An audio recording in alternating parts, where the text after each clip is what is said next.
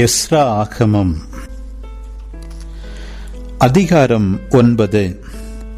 இவைகளுக்கு பின்னர் அதிகாரிகள் என்னிடம் வந்து, இஸ்ரேல் மக்களும் குருக்களும் லேவியரும் கானானியர், இத்தியர், பெரிசியர், எபூசியர், அம்மோனியர், மோவாபியர், எகிப்தியர், எமோரியர் ஆகிய நாட்டினரின் வெறுக்கத்தக்க செயல்களிலிருந்து தங்களை காத்துக் கொள்ளவில்லை.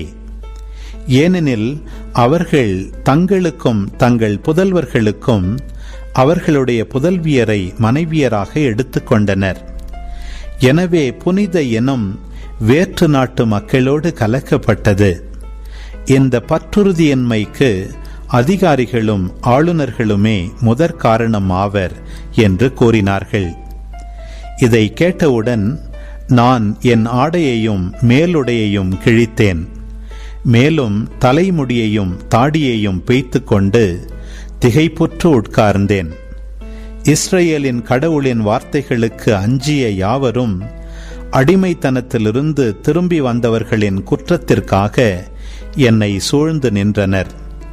நானோ மாலை பலி நேரம் வரை செயலற்று அமர்ந்திருந்தேன்.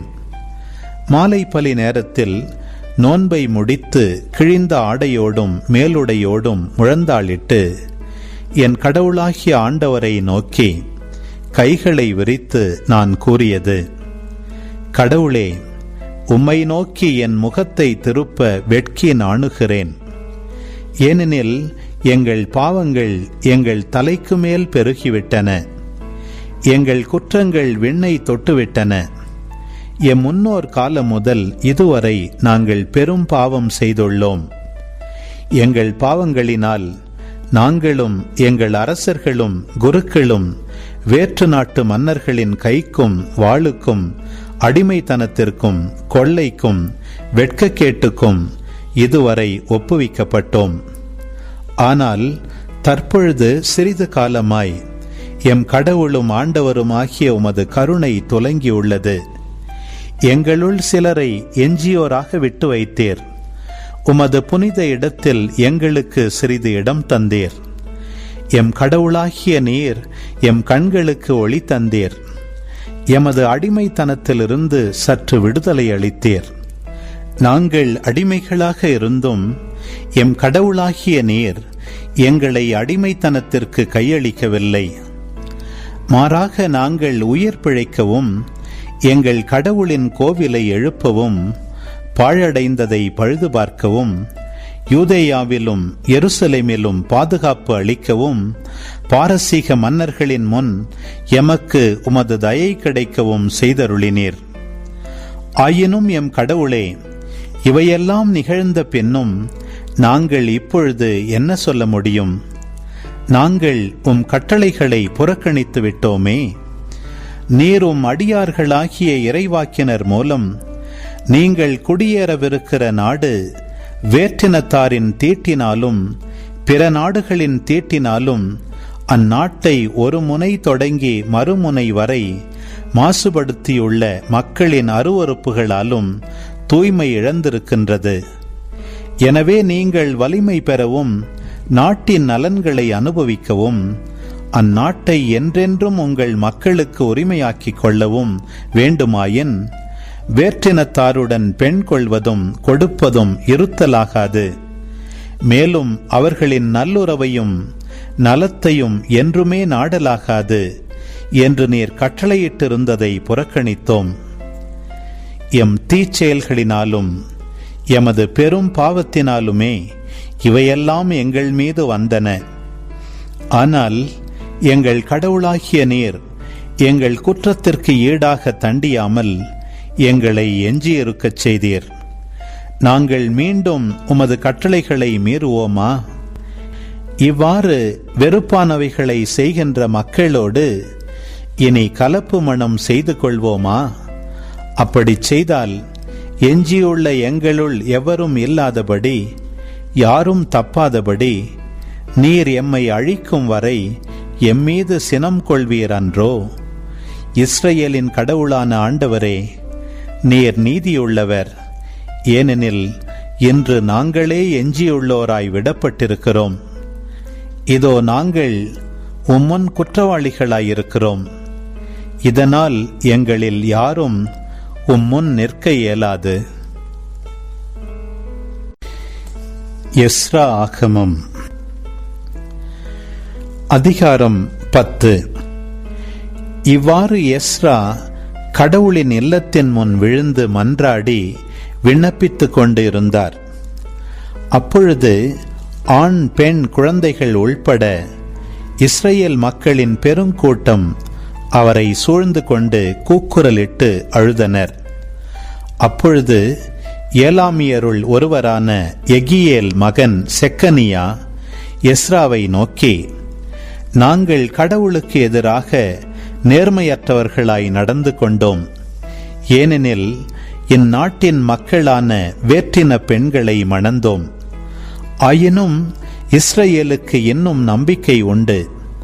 ஆகவே என் தலைவரின் அறிவுரைக்கும் கடவுளின் கட்டளைகளுக்கு அஞ்சி நடப்போரின் விருப்பத்திற்கும் ஏற்ப அப்பெண்கள் அனைவரையும் அவர்களின் பிள்ளைகளையும் அகற்றிவிடுவோம் என்று நம் கடவுளோடு உடன்படிக்கை செய்வோம். திருச்சட்டத்திற்கு ஏற்ப இது செய்யப்படட்டும். எழுந்திரும், இது உம் கடமை.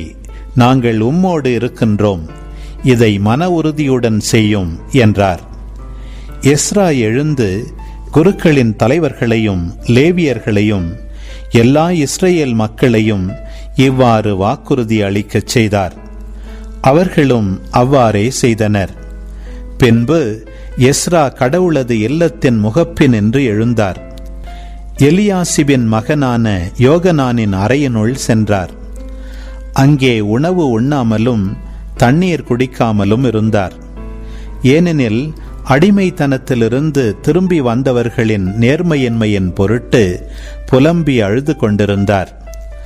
அடிமைத்தனத்திலிருந்து திரும்பி வந்திருந்த மக்கள் அனைவரும் எருசலேமில் கூட வேண்டும் என்றும், அவர்களுள் எவராவது 3 நாள்களுக்குள் வராமல் இருந்தால் மக்கள் தலைவர்கள் பெரியோர் ஆகியோரின் அறிவுரைப்படி அவனுடைய உடைமைகள் பறிமுதல் செய்யப்பட வேண்டும் என்றும், அடிமைத்தனத்திலிருந்து வந்தவர்களின் கூட்டத்திலிருந்து அவர்கள் விலக்கி வைக்கப்பட வேண்டும் என்றும் யூதாவிலும் எருசலேமிலும் அறிவிக்கப்பட்டது. எனவே யூதா பென்யமீன் குலத்தார் அனைவரும் எருசலேமில் 3 நாள்களுக்குள், அதாவது 9ஆம் மாதம் 20ஆம் நாளன்று ஒன்று கூட்டப்பட்டனர். மக்கள் அனைவரும் மேற்குறிப்பிட்டதன் காரணமாகவும் மழையின் காரணமாகவும் கடவுளது இல்லத்தின் வளாகத்தில் நடுங்கிக் கொண்டு உட்கார்ந்திருந்தனர். குரு எஸ்ரா எழுந்து அவர்களை பார்த்து கூறியது, நீங்கள் வேற்றின பெண்களை மணந்ததால் நேர்மையற்றவர்களாகி இஸ்ரேலின் பாவத்தை பெருகச் செய்துள்ளீர்கள். எனவே இப்பொழுது உங்கள் மூதாதையரின் கடவுளாகிய ஆண்டவரின் திருமுன் மன்றாடுங்கள். அவர் திருவுளப்படி நடங்கள். இந்நாட்டில் வாழும் மக்களிடமிருந்தும் வேற்றின பெண்களிடமிருந்தும் விலகியிருங்கள். அப்பொழுது குழுமியிருந்த அனைவரும் உரத்த குரலில் கூறியது, நீர் சொல்வதே சரி. உமது வார்த்தையின்படியே நாங்கள் செய்வோம். ஆயினும் இதனை ஓரிரு நாள்களில் செய்ய இயலாது. ஏனெனில் மக்கள் மிகுதியாக உள்ளனர். இது மாரிக்காலமாக இருப்பதால் வெளியே நிற்க முடியவில்லை. மேலும் இக்காரியத்தில் எங்களுள் பாவம் செய்தோர் பலர். எனவே எல்லா மக்களின் சார்பில் தலைவர்கள் இதன் காரணமாக மூண்ட நம் கடவுளின் கோபக்கனல் நம்மை விட்டு விலகும் வரை தங்கியிருக்கட்டும். நம் நகர்களில் வாழும் வேற்றின பெண்களை மணந்தவர்கள் அனைவரும் குறித்த காலத்தில் வரட்டும். அவர்களோடு ஒவ்வொரு நகரத்தின் பெரியோர்களும் அதன் நீதிபதிகளும் வரட்டும். அசாவேலின் மகனான யோனத்தானும் திக்வாவின் மகன் யாகிசியாவுமே இதை எதிர்த்து நின்றனர். மெகல்லாமும் லேவியரான சபத்தாயும் அவர்களுக்கு உடந்தையாக இருந்தனர். அடிமைத்தனத்திலிருந்து திரும்பி வந்திருந்தோர் அவ்வாறே செய்தனர். குரு எஸ்ராவும் மக்கள் தலைவர்களும் அவர்களின் மூதாதையரின் வழிமரபின்படியும் ஒவ்வொருவரின் பெயர் வரிசைப்படியும் 10ஆம் மாதம் முதல் நாள் இதை பற்றி விசாரணை செய்ய அமர்ந்தனர்.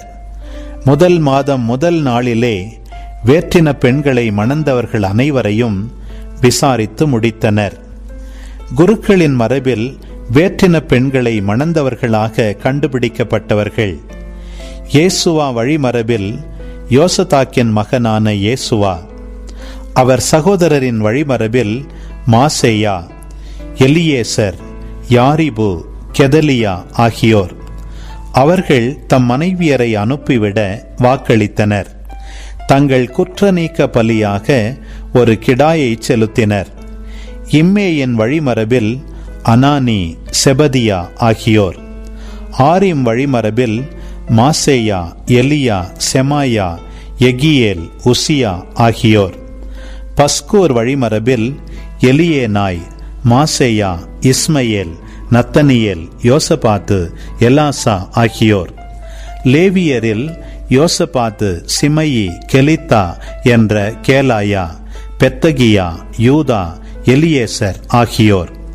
பாடகரில் எலியாகிபு, வாயிற்காவலரில் சல்லூம், தேலம், ஊரி ஆகியோர். மற்ற இஸ்ரவேலருள் பாரோகின் வழிமரபில் ரமியா, இசியா, மல்கியா, மீயாமின், எலியாசர், மல்கியா, பெனாயா ஆகியோர். ஏலாம் வழிமரபில் மத்தானியா, செக்கரியா, எகியேல், அப்தி, எரேமோத்து, எலியா ஆகியோர். சத்து வழிமரபில் எலியேனாய், எலியாகிபு, மத்தனியா, ஏரேமோது, சாபாது, அசிசா ஆகியோர். பேபாய் வழிமரபில் யோகனான், அனனியா, சபாய், அத்லாய் ஆகியோர். பானி வழிமரபில் மெகல்லாம், மல்லூக்கு, அதாயா, யாசுபு, செயால், எரேமோத்து ஆகியோர். பாகாத் மோவாபு வழிமரபில் அத்னா, கெலால், பெனாயா, மாசேயா, மத்தனியா, பெசவேல், பின்னோய், மனாசே ஆகியோர். ஆரிம் வழிமரபில் எலியேசர், இசியா, மல்கியா, செமாயா, சிமியோன், பென்யமின், மல்லூக்கு, செமரியா ஆகியோர். ஆசும் வழிமரபில் மத்தனாய், மத்தாத்தா, சாபது, எலிப்பலேற்று, எரேமாய், மனாசே, சிமையி ஆகியோர். பானி வழிமரபில் மாகத்தாய், அம்ராம், ஊவேல், பெனாயா, பேதையா, கெலூகி, வானியா, மெரேமோத்து, எலியாசிபு, மத்தனியா, மத்தனாய், யகசு ஆகியோர். பின்னோய் வழிமரபில் சிமையி, செலேமியா, நாத்தான், அதாயா, மாக்னதபாய், சசாய், சாராய், அசரியேல், செலேமியா, செமரியா, சல்லூம், அமரியா, யோசேப்பு ஆகியோர். நெபோ வழிமரபில் எயியேல், மத்தித்தியா, சாபது, செபினா, யாதாய், யோவேல், பெனாயா ஆகியோர். வேற்றின பெண்களை மணந்திருந்த இவர்கள் அனைவரும் இப்பெண்களையும் அவர்களிடமிருந்து பிறந்த பிள்ளைகளையும் விலக்கிவிட்டனர். செக்கரியா ஆகமம் அதிகாரம் 10. இளவேனில் காலத்தில் மழைக்காக ஆண்டவரிடம் மன்றாடுங்கள். ஆண்டவரே மின்னல்களை உண்டாக்குபவர், மனிதர்க்கு அவரே மழையை தருபவர். வயல்வெளிகளில் பயிரினங்களை முளைப்பிப்பவரும் அவரே. குல தெய்வங்கள் வீணானதையே கூறுகின்றன. குறி சொல்வோர் பொய்க்காட்சி காண்கின்றனர். அவர்கள் போலி கனவுகளை எடுத்துரைக்கின்றனர். வெறுமையான ஆறுதல் மொழிகளை சொல்கின்றனர். ஆதலால் மக்கள் ஆடுகளைப் போல் சிதறுண்டு அலைந்தனர்.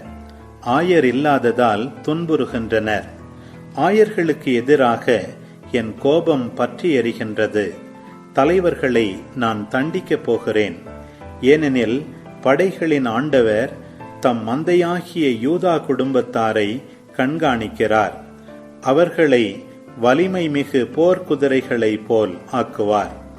அவர்களிடமிருந்தே மூலைக்கல் தோன்றும்.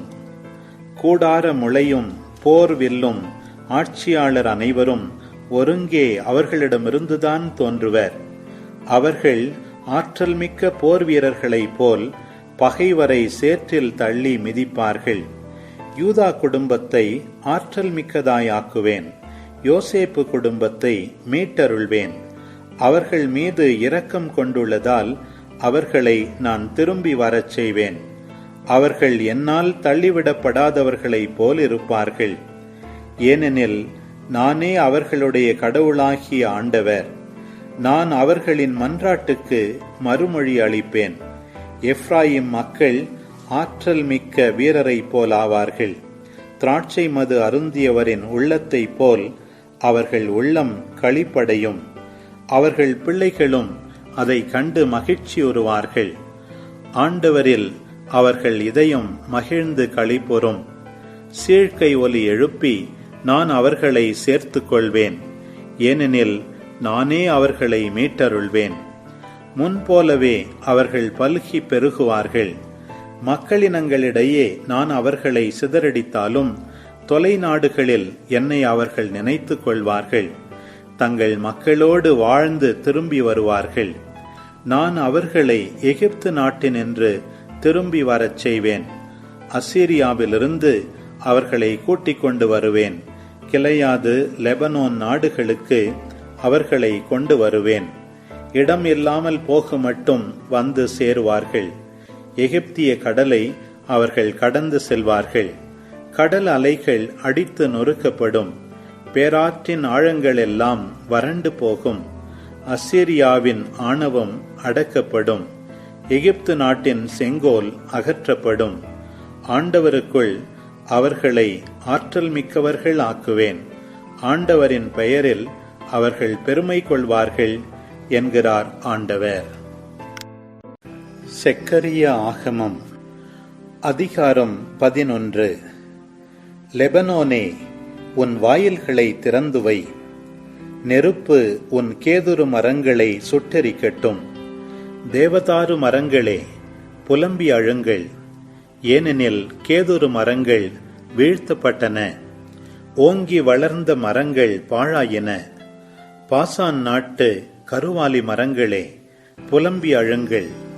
ஏனெனில் அடர்ந்த காடு வெட்டி வீழ்த்தப்பட்டது. அவர்கள் அலறி அழும் குரல் கேட்கின்றது. ஏனெனில் அவர்களின் மேன்மை பாழ்படுத்தப்பட்டது. இளம் சிங்கங்களின் கர்ச்சனை கேட்கின்றது. ஏனெனில் யோர்தானின் காடு அழிக்கப்பட்டது. என் கடவுளாகிய ஆண்டவர் கூறியது இதுவே: வெட்டுவதற்கு குறிக்கப்பட்ட ஆடுகளை மேய்ப்பாயாக. விலைக்கு வாங்குவோர் அவற்றை கொன்று விடுவர். ஆயினும் குற்றப்பழி அவர்கள் மீது சுமத்தப்படாது. அவற்றை விற்பவர்களோ ஆண்டவர் போற்றி போற்றி எங்களுக்கு செல்வம் சேர்ந்தது என்று சொல்கிறார்கள். ஆனால் ஆயர்கள் அவற்றின் மீது இரக்கம் காட்டவில்லை. இனிமேல் நான் உலகில் வாழ்வோர்க்கு இரக்கம் காட்ட மாட்டேன் என்கிறார் ஆண்டவர். இதோ, மனிதர் ஒவ்வொருவரையும் அவரவர் அடுத்திருப்பார் கையிலும் அரசர்களின் கையிலும் சிக்கும்படி ஒப்புவிக்கப் போகிறேன். அவர்கள் நாட்டை அழித்தொழிப்பார்கள். அவர்கள் கையிலிருந்து நான் யாரையும் தப்புவிக்க மாட்டேன். அவ்வாறே நான் வெட்டுவதற்கு குறிக்கப்பட்ட ஆடுகளை வணிகருக்காக மேய்க்கின்ற ஆயனானேன். நான் 2 கோல்களை கையில் எடுத்து ஒன்றிற்கு இனிமை என்றும் மற்றதற்கு ஒன்றிப்பு என்றும் பெயரிட்டு அம்மந்தையை மேய்த்து வந்தேன். ஒரே மாதத்தில் நான் 3 ஆயர்களை ஒழித்துவிட்டேன்.